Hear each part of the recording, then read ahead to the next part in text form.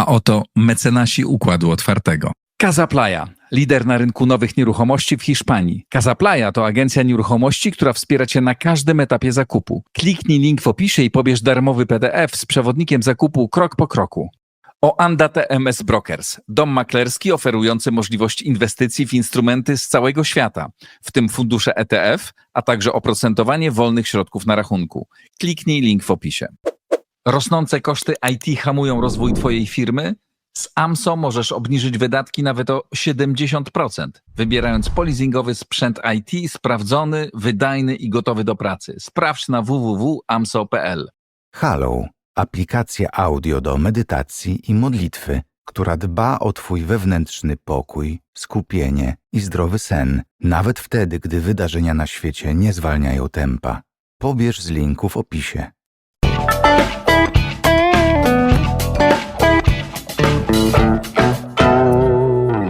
Igor Jankę, dzień dobry. To jest specjalne wydanie Układu Otwartego. Habemus Papam. Został wybrany nowy papież. Łączę się z Michałem Kłosowskim, który jest na placu Świętego Piotra w Watykanie i obserwował te wydarzenia. Michale, dzień dobry, witaj witam serdecznie. serdecznie. Dzień dobry. Witam, dzień dobry. Po pierwsze opowiedz, co to za uczucie, jak to wyglądało? Chociaż widzieliśmy to w telewizorach, ale jak to wygląda z tego miejsca, gdzie ty stałeś? No, dla watykanisty to jest coś niezwykłego przeżyć wybór nowego papieża, zwłaszcza papieża, który, nie ukrywajmy, nie był jednym z głównych papabili. Był człowiekiem, którego ja gdzieś z tyłu głowy miałem bardzo w odległej liście. Mówiłem o tym w wiadomościach w jednej z dużych stacji, ale nie sądziłem, że obudzimy się w sytuacji, w której będziemy mieli papieża z Ameryki, chociaż oczywiście Chile tutaj wchodzi również w jego biografię. Kuria rzymska, bo to też jest papież rzymski, ale jednak to jest papież, którego ja sobie nazwałem papieżem międzyświata. Pisałem o tym we wszystko, co najważniejsze, że nowy papież będzie papieżem międzyświata. No i mamy papieża wielu języków, wielu kultur, wielu narodowości. Papieża międzyświata, papieża na 2025 rok. Co rozumiesz przez ten międzyświat? Mamy świat podzielony globalnymi konfliktami. Największa liczba wojen po II wojnie światowej. Polaryzacja, która dotyka też Kościoła. Wewnątrz Kościoła, tu jest w Kurii Rzymskiej. A mamy z drugiej strony człowieka, który jest człowiekiem z Kurii Rzymskiej, jako kardynał Kurii Rzymskiej, czyli zna Kościół od wewnątrz.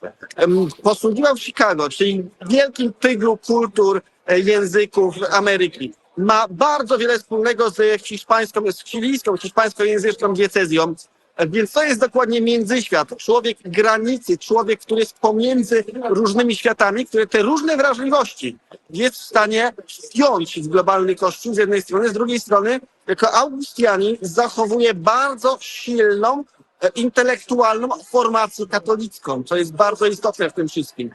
No i mamy papieża właśnie, jak słychać tutaj za nami, Papa Leone, papieża Leona XIV, następcę papieża Leona XIV. Posłuchajmy. Papa Leone! Papa Leone! Papa Leone! Taka jest atmosfera na placu Świętego Piotra. Młodzi ludzie cieszą się na wybór papieża. Może trochę tak, jak myśmy się cieszyli, widząc Jana Pawła II na tym samym balkonie blisko pół wieku temu. Opowiedz proszę, co wiesz o Robercie Prevoście. Jakim był duchownym, jakie do tej pory były jego poglądy, jakie głosił poglądy, jaki kościół budował? Przede wszystkim to są trzy elementy. To jest papież młody. Rocznik 1955, urodzony w Chicago. Więc młody papież widzieliśmy uśmiechnięty, trochę jak Jan XXIII. Po drugie, człowiek, który przeszedł formację intelektualną na Uniwersytecie Villanova, stąd między innymi Massimiliano Fagioli, jeden z ciekawszych watykanistów, się wywodzi. Człowiek środka, człowiek centrum, który przyszedł jednocześnie drogę intelektualną, jako Augustianin, z całą tradycją augustiańską, i duszpasterską, jako człowiek posługujący w bardzo wielu różnych miejscach świata. Tak jak mówiłem, od Chicago St. Mary's Parish, ta parafia świętej Matki Boskiej. Po drugie, człowiek, który był w diecezji w Chile, czyli mówi też tym językiem hiszpańskim, który dzisiaj dla Kościoła jest jednym z najważniejszych języków. Po trzecie zaś, to jest człowiek, który ma doktorat z prawa kanonicznego. Po trzecie, to jest człowiek, który ma doktorat z prawa kanonicznego, czyli to jest człowiek, który ma bardzo dobrze ustawione intelektualne, mentalne podstawy wiary katolickiej. On jest uformowany nie tylko duchowo, ale też intelektualnie. I teraz te słowa, które usłyszeliśmy tutaj z Bazyliki Świętego Piotra dzisiaj od niego, to są słowa niesamowicie istotne, bo on powiedział, po pierwsze, słowa, które powiedział Chrystus po zmartwychwstaniu. To jest pierwsza rzecz, czyli chrystocentryczność. Po drugie zaś, on bardzo wiele razy wspomniał i nawiązał do papieża Franciszka, co jest drugim elementem niezwykle w tym wszystkim istotnym.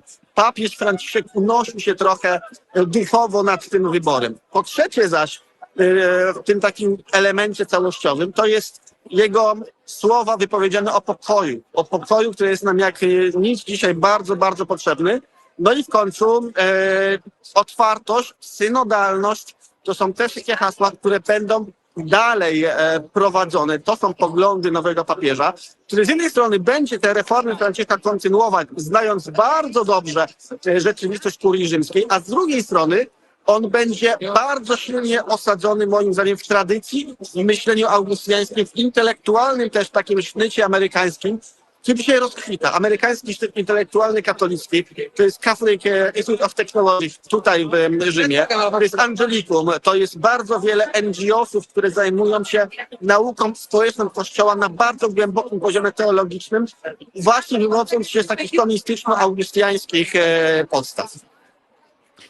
Ile w nim będzie Franciszka, ile Benedykta, ile Jana Pawła?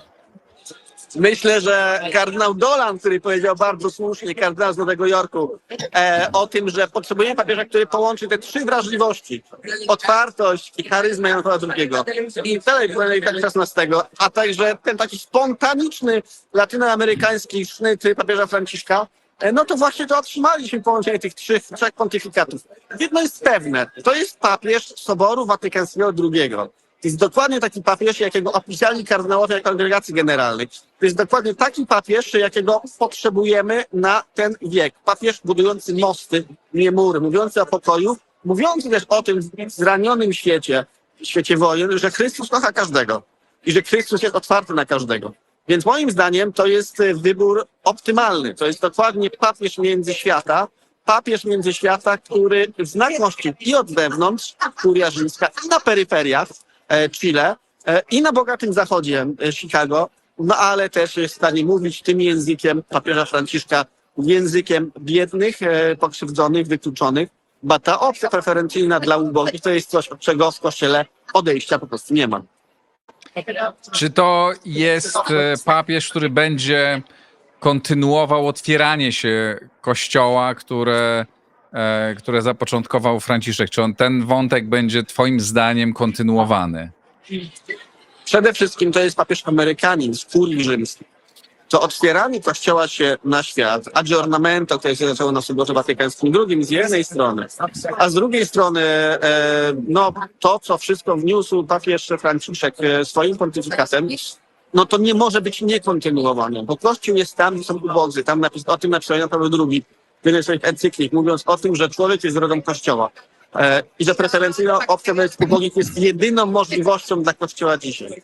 Więc ja uważam, że tak, że to jest coś, od czego nie ma odejścia, od czego nie ma wyjścia, czego nie da się już Kościołowi odebrać w żaden sposób. Jednocześnie kardynał Prevost łączy bardzo wiele różnych światów. Łączy świat bogatej Ameryki, Zachodu, łączy kurię rzymską, łączy peryferię, łączy świat latynoamerykański, mariologiczność, chrystocentryczność. To będzie bardzo ciekawy czas, bardzo ciekawy pontyfikat. Ja osobiście też jestem bardzo zbudowany tym, że w jakiś sposób Kościół amerykański, który trochę był na marginesie Kościoła, bo Europa nie bardzo się do Ameryki chciała przyznać, globalne południe to przecież też nie. A dzisiaj mamy sytuację, w której amerykański Kościół, poprzez kardynała Prevosta, poprzez papieża Leona XIV jest włączona w same serce Kościoła katolickiego. I myślę, że to jest świetny znak, bo to jest dokładnie taki papież, o jakim można było marzyć i myśleć. Papież międzyświata, papież budujący mosty, pontifex, czyli budowniczy mostu. Czy uważasz, że to właśnie spowodowało, że został tak szybko wybrany i tak, jak rozumiem, dużą większością, nie? Bo to dosyć nietypowo szybko, zwłaszcza w tak trudnym czasie. Wydawało się, że ten wybór będzie trudny, a nie był taki trudny, jak się okazuje. No nie, okazuje się, że całkiem szybko kardynalowie sobie z tym wyborem poradzili, bo przy czwartym głosowaniu. I myślę, że tak, że to jest człowiek międzyświata, człowiek bardzo sprawnie łączący różne elementy, aspekty, języki, będący też koncyliacyjny z jednej strony, że jest znany dla różnych osób, które są tutaj w Watykanie, no, pochodzący z centrum kurii rzymskiej. To jest coś, co ewidentnie za tym wyborem przemawiało. Widzieliśmy kardynała Parolina, Pietro Parolina. Mówiliśmy o nim, czytaliśmy o kardynale Tagle. Czytaliśmy o tych wszystkich pierwszych kandydatach, a ja widząc wychodzącego kardynała Prevosta na tą lodzie Bazyliki Świętego Piotra, przypomniałem sobie tą rozmowę, którą udzieliłem jakiś czas temu jednemu z wydań wiadomości dużych telewizji tutaj. Niesamowita rzecz, bo faktycznie to jest kandydat, który łączy bardzo różne aspekty świata z jednej strony, a z drugiej strony to jest kandydat, w którym rzuca mosty między kardynałami, bezpośrednio mówiąc. Bo to są kardynałowie, którzy są z różnych części świata, z różnych języków, z różnych kultur. I myślę, że właśnie tym byciem pomiędzy, rozmawianiem z każdym, znajomością z większością kardynałów, kardynał Prevost przekonał do siebie kardynałów elektorów, zarówno młodych, jak i starych, z globalnego południa, bogatej północy, Ameryki. No i cóż, Amerykanie, zdumieni i zaskoczeni, mają swojego papieża, który jest papieżem, który zdaje się przekonał bardzo wiele stron, bardzo wiele kardynałów do tego, że zachowa drogę środka. Bo Prevost takim człowiekiem wydaje się być z jednej strony otwartym, energicznym, amerykańskim, z drugiej strony łączący ten sznyt intelektualny augustiański, tomizm, dobrą formację mentalną w jednej postaci, w postaci Leona XIV właśnie. Właśnie, Papa Leon XIV odwołuje się do Leona XIII. Do czego się odwołuje? Co znaczy to, co znaczy dziś jego imię? Co może papież rozumieć przez to i co chciał nam zakomunikować? To wie zapewne sam papież. Jedynie papież to może wiedzieć, ale z drugiej strony no Leon XIII, człowiek tam są Rerum Novarum, encyklikę, która ma absolutnie podstawowe znaczenie dla Kościoła dzisiaj. Papież, która tworzyła Archiwa Przypomnij Watykańskie. proszę o tej encyklice, co ona niesie ze sobą, ponieważ nie wszyscy nasi słuchacze muszą mieć to w głowie. Encyklika Rerum Novarum to jest taki dokument papieża Leona XIII z końcówki XIX wieku, w którym on mówi, Leon XIII, o konieczności otwarcia się Kościoła na świat przede wszystkim, o tym, że świat się zmienił, po tych nowych ruchach, ideach wywodzących się z oświecenia, wskazał jednocześnie na krytykę każdej z nich, zarówno komunizmu, socjalizmu, jak i kapitalizmu, i dał podstawy katolickiej nauce społecznej, czyli takiemu podstawowemu myśleniu Kościoła na temat rzeczywistości społecznej. Więc to można sobie połączyć w jedno w takim kontekście, że papież Leon XIV chce być papieżem właśnie nauki społecznej Kościoła, wejścia Kościoła z powrotem na tą globalną agorę, na dyskusję, na uczestnictwo w tym wszystkim, czym żyje dzisiaj opinia publiczna także.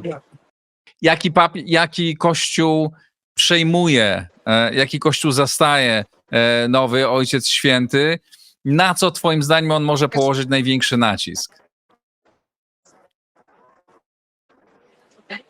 Myślę, że Leon XIV położy nacisk na naukę społeczną Kościoła. To jest coś, czego nam brakowało, na pewnie też trochę teologiczną, lepszą, czy może większą precyzję niż papież Franciszek, ale też nie będzie uciekać od wyjścia na peryferię i od tego, żeby włączać do Kościoła różnych ludzi, różne grupy, a nie tylko wskazywać pewne podziały. Dlatego wydaje mi się, że ten papież możemy liczyć na to, że to faktycznie jest jedna kontynuacja, a z drugiej strony jakieś nowe otwarcie. Ale co się wydarzy, to czas pewnie pokaże w najbliższych dniach i tygodniach. A jak mówisz o nowym otwarciu, czym może się różnić od papieża Franciszka, który wywoływał wiele kontrowersji, tak? było bardzo wielu katolików również, którzy się od niego dystansowali. Czym nowy papież będzie się różnił od swojego poprzednika? Myślę, że on jest trochę bardziej konserwatywny niż papież Franciszek, również z powodu swojej amerykańskości. To jest człowiek, który jest trochę bardziej zachodni w rozumieniu naszym kulturowym, a nie tak bardzo latynoamerykański jak papież Franciszek. To jest pierwsza rzecz. Charyzmat i kultura. Latynoamerykańskość kontra Zachód. To jest jednak człowiek z Zachodu, człowiek rzymski, opcja rzymska, człowiek stąd, z wewnątrz kościoła. To jest podstawowa rzecz. Franciszek był trochę spoza centrum. To jest człowiek z kurii rzymskiej. Człowiek będący tutaj na miejscu, będący w kościele, będący wśród duchownych, będący wśród kardynałów. I to może być kolejna różnica. Jednocześnie zauważmy, on założył te bardzo tradycyjne szaty, wychodząc na balkon. Myślę, że możemy też się spodziewać powrotu jego do Pałacu Apostolskiego, a niekoniecznie bycia w domu świętej Marty, tak jak papież Franciszek. No i koniec końców, to co powiedział na początku kardynał Prevost, pokój. Pokój, który jest tą wartością nadrzędną. Również on o tym mówił. Pokój, który zdaje się będzie kardynał Prevost starał się budować na różnych bardzo przestrzeniach. A co więcej, zobaczymy, Duch Święty wne kiedy chce. Modlitwy zdaje się zostały wysłuchane. Mamy papieża międzyświata, papieża środka. Najbliższe dni, tygodnie również personalnie pokażą, jaki to będzie Ojciec Święty, bo będziemy również znać imię, nazwisko jego kardynała stanu, czyli watykańskiego premiera. Bardzo ważnej funkcji, której on powierzy zarządzanie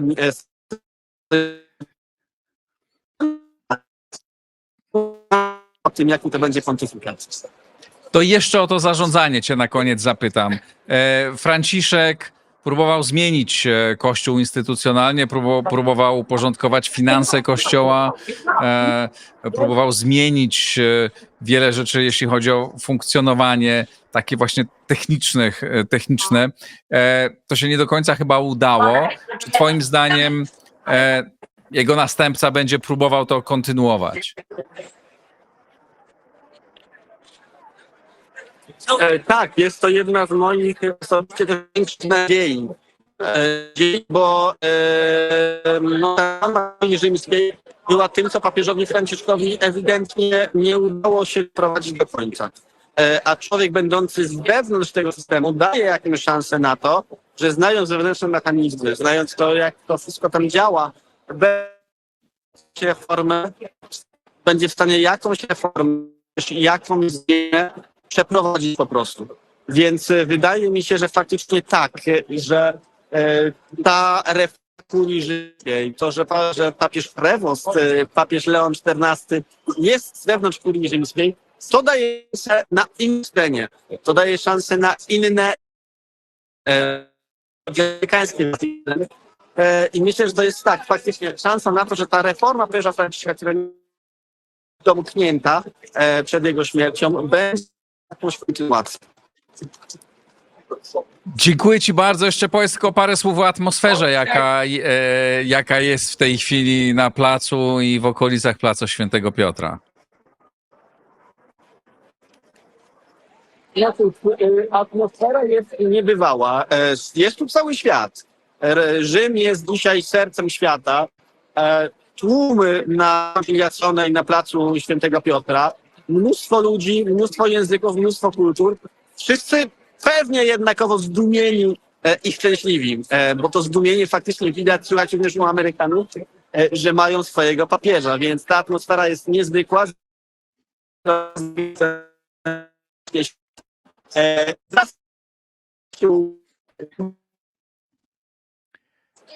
Jest to świat zaskoczony, radośnie zaskoczony, ale przede wszystkim pełen nadziei.